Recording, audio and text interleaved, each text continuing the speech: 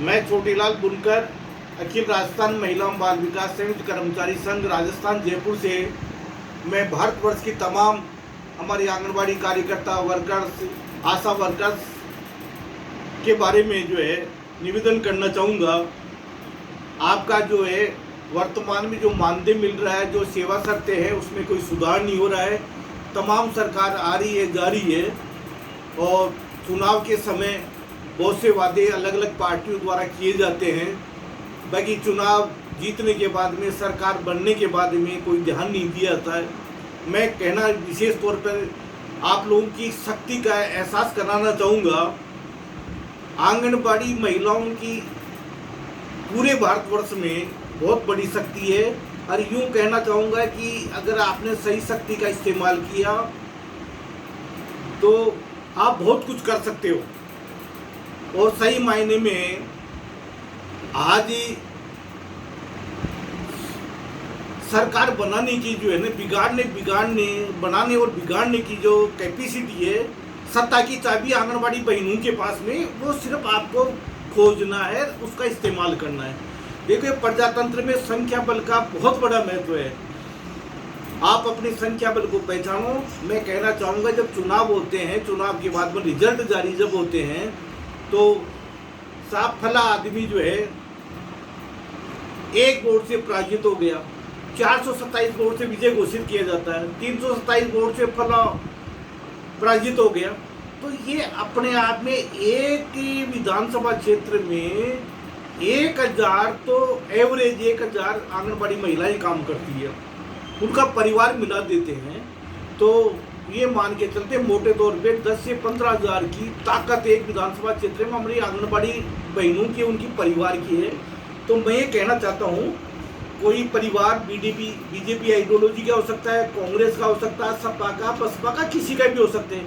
मैं तो ये कहना चाहूँगा, आंगनबाड़ी बहनों की न कोई जाति है, न कोई धर्म है, न कोई राजनीतिक पार्टी है, सिर्फ और सिर्फ धर्म है उसका कि हम आंगनबाड़ी कार्यकर्ता है, हमें राज्य कर्मचारी बनना है, हमें जो है नियमित होना है।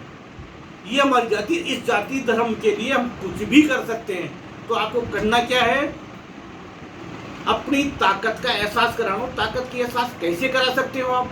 देखो, 5 राज्यों में चुनाव है और विशेष तौर पर यूपी पूरे भारतवर्ष में कमांड करती है और सत्ता जो है यूपी से चालू होती है। आज प्रधानमंत्री जी माननीय मोदी साहब जो है यूपी से, वाराणसी से सांसद है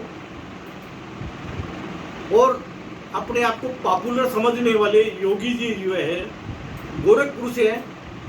तो मैं तो कहना ये चाहता हूँ, आप जो ने कोई जाति धर्म पार्टी कुछ नहीं, हम आंगनबाड़ी की बहनें सब एक है, हमारी जाति है मानदेय कर्मी है, हमें राज्य कर्मचारी बनना। जो पार्टी हमें राज्य कर्मचारी बनाएगी हम उसका समर्थन करेंगे और बीजेपी का कतई नहीं करेंगे। क्योंकि आप जो है यूपी के अंदर पदासीन है और भारत में जो है प्रधानमंत्री वाराणसी से है, बीजेपी की सरकार है। तो अब किस सरकार की बात करें, आपसे क्यों बात मानेंगे आपकी?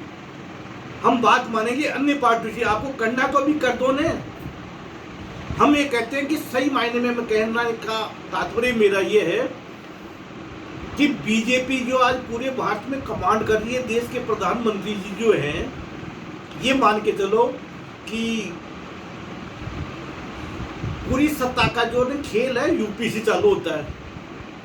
और ये मान के चलो कि जो विधानसभा का जो अभी चुनाव हो रहा है ना, बीजेपी के ये श्वास नली है। अगर ये आपने रोक दी तो ये समझो कि पॉलिटिकल डेथ है। वैसे डेथ नहीं मानता, राजनीतिक डेथ मानता हूँ। राजनीतिक डेथ कैसी होगी?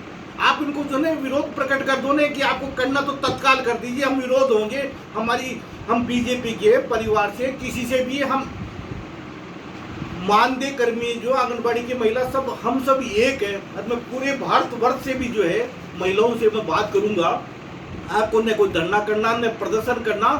एक दिन पूरे भारतवर्ष में एक दिन जो है ना आपको सांकेतिक धरना प्रदर्शन करना है, ज्ञापन देना है और ये यूपी से चालू होना चाहिए। यूपी की बहनों के साथ पूरा भारतवर्ष हम प्रयास कर रहे हैं और अपनी जाति धर्म एक ही है कि मानदेय करनी है। हमें इसी सरकार से राज्य कर्मचारी बनना, और अभी नहीं तो कभी नहीं। अगर ये मौका आपने खो दिया तो कुछ नहीं होने वाला, फिर जुमले ही जुमले हैं और आपका जो है ना पूरा करियर खराब हो जाएगा। इसलिए समय का सदुपयोग करते हुए और यूपी की बहनों से, चाहे किसी भी पार्टी से बिलोंग करती हो, किसी भी राजनीतिक आइडियोलॉजी की विचारधारा के हो, आप सबसे अपने परिवार वालों से हाथ जोड़ के आप जो निवेदन करना आपको कि साहब आप जो ना अब तक आपके कहने से हमने मतदान किया, अब हमारे कहने से जो है ये बीजेपी को करना है तो अभी कर दो। हम एक बात और बता देते हैं आपको, आज सबसे कम मानदेय यूपी के अंदर है। अभी फिर भी बीजेपी की वक्त बनी हुई बहुत सी महिला, आपको बिल्कुल डट के मुकाबला करना चाहिए। मैं कहता हूं आज जो है सब राज्यों में अच्छी स्थिति है, यूपी से अच्छी स्थिति है। मैं ये तो नहीं कहता बहुत बढ़िया है। बाकी आप तेलंगाना में 13,500 रुपये, आपका तो कुछ भी नहीं है तेलंगाना के सामने। एमपी में और कई जगह, राजस्थान में ठीक है, यूपी से तो काफ़ी ठीक है, पंजाब हरियाणा में काफ़ी ठीक है, दिल्ली में ठीक है।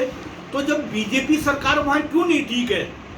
हम तो ये कहना चाहेंगे, पता नहीं क्यों आंगनबाड़ी से बीजेपी वालों को जो है नफरत है। हम तो कहते हैं इनका नाम अगर मान लो इंदिरा जी ने अगर रख दिया, आंगनबाड़ी की स्थापना कर दी, नाम बदल दो ना, जैसे आप नाम बदलते हो। वीर सावरकर आंगनबाड़ी रख दो ने और इनको परमानेंट कर दो। हम जब तक जिएंगे, हमारी आंगनबाड़ी की बहनें जब तक जिएंगी बीजेपी के गुणगान करेंगे। आपको नियमित राज्य कर्मचारी बनाना है और जब तक नियमित राज्य कर्मचारी बनाने में देरी हो रही है, कम से कम न्यूनतम मजदूरी 20,000 रुपये आंगनबाड़ी वर्कर को देवे, आशा को देवे, हमारे कार्यकर्ता हेल्पर को देवे। अगर ऐसा नहीं करती है सरकार तो अपने को एकजुट होकर बीजेपी के खिलाफ वातावरण बनाना है। हम पहले उनको चांस देते हैं, वो जो है हमारी आंगनबाड़ी बहनों के बारे में, मानदेय कर्मियों के बारे में वे विचार करें, नहीं तो इसका अंजाम बुरा होगा। हम एकजुट हो रहे हैं, इसके लिए प्रयास कर रहे हैं। विशेष तौर पर मैं यूपी की बहनों से कहना चाहूँगा, समय का उपयोग आपको करना चाहिए। जय संगठन जय भारत। और आपको मांगपत्र भी जो है ना हम पेश कर रहे हैं। आपको बताते हैं कि नियमित राज्य कर्मचारी बनाना हमारा बेसिक मूल है। न्यूनतम मजदूरी जो है ना केंद्र सरकार तय करे और निर्देशित करे कि राज्य अपना अलग अलग राज्य जो उसमें मिलाकर जो है अपना 40% हिस्सा और मिलाए, और न्यूनतम मजदूरी वो दें। तो ये कहे कि 40% इसका ये खुद भी देवें, और हमारी जो मिनी आंगनबाड़ी वर्कर है उसके बराबर भी जो है उनको मानदेय करें। हमारी आशा वर्कर को केंद्रीय सूची में जोड़ें, और सामाजिक सुरक्षा के तहत हमारी बहनों का जो है बुढ़ापे का सारे का इंतजाम आपको करना पड़ेगा। और कम से कम रिटायरमेंट पर उनको एक साथ 10 लाख रुपए देवें, और न्यूनतम जो है पेंशन 5,000 जारी करें। इस बात पे हम सहमति करेंगे, अदरवाइज हमें बीजेपी का पूरे भारतवर्ष में विरोध करेंगे। अभी भी हम कहते हैं सरकार के पास समय है और उनको करना चाहिए। और हमारी बहनों से कहेंगे इस मामले को लेकर पूरे भारतवर्ष की महिलाएं, उनका परिवार को विचार करना चाहिए कि हमें हमारे परिवार से हमारी आंगनबाड़ी वर्कर परमानेंट हो, हमारी आशा वर्कर परमानेंट हो, हमारी हेल्पर परमानेंट हो। ये हमारी बेसिक मांग है। जय संगठन जय भारत। और हमारी आंगनबाड़ी की तमाम बहनों के उज्जवल भविष्य की कामना करता हुआ पुनः छोटेलाल बुनकर नमस्कार।